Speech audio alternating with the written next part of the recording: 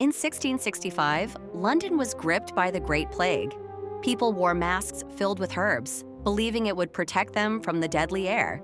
But why did they sneeze so much? Sneezing was their body's way of expelling irritants, like the plague-infested dust. Imagine the fear when a sneeze echoed through the narrow streets. Did it mean death was near? Yet, sneezing also symbolized hope, a natural defense against unseen threats. This ancient reflex, still with us today, reminds us of our body's resilience.